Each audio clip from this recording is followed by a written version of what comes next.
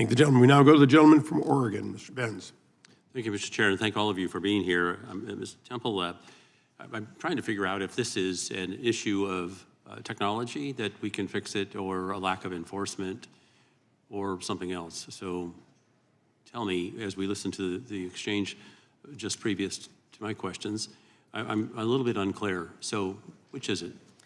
Well, as I mentioned earlier, it is a very complicated issue. I will respond to what Mr. Shura said about, access to legitimate content. I think that is an argument that we were hearing 20 years ago, but quite frankly, today, there are hundreds of ways to access movies legally online, through streaming services throughout the world.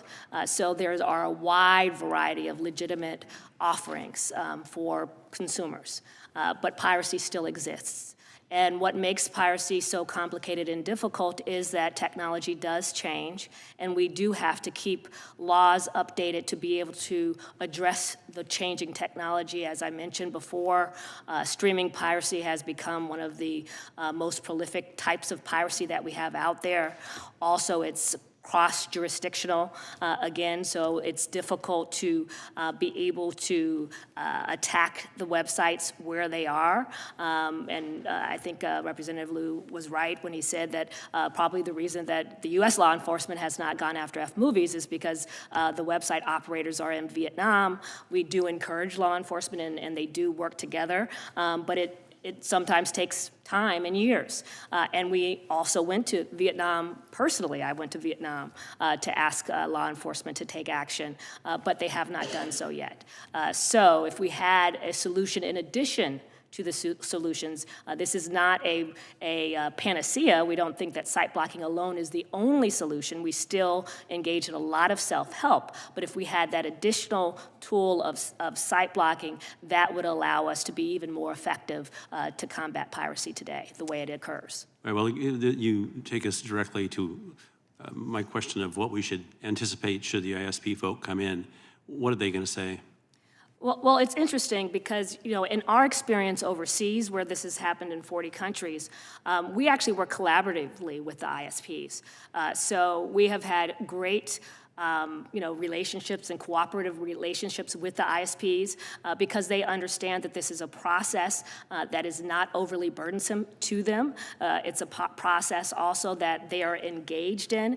So my hope would be that the ISPs that you would call in would talk to the ISPs in the 40 countries that have this type of legislation, and they would realize that the type of legislation we're asking for is legislation that works, that's effective, and that provides all of the guardrails and due process, issues that have been raised in the past. We'll see. So let's stick with this for a second. The tools that you suggest, site blocking, ham-handed, not directed. What's wrong with the device? Yeah, I mean, I certainly, those who are not familiar with with legislation and the way site blocking works could say that is the case.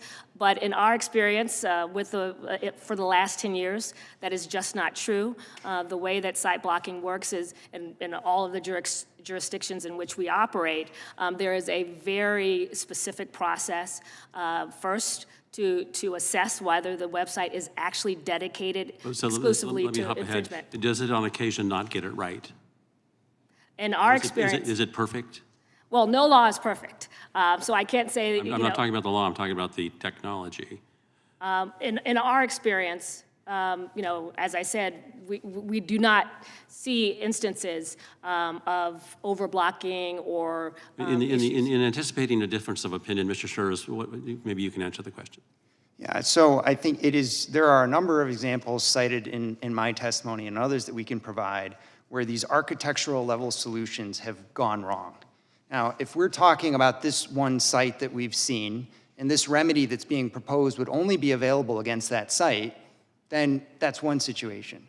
But if this remedy would be available against any online presence that's accused of infringement, well then, would this remedy be available against campaign advertisements that are alleged to have not licensed their music? I mean, we have to ask against what constituency can this be applied, first of all.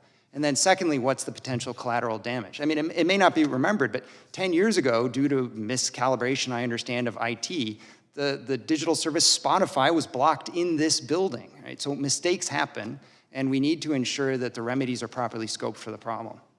Thank you. Yield back.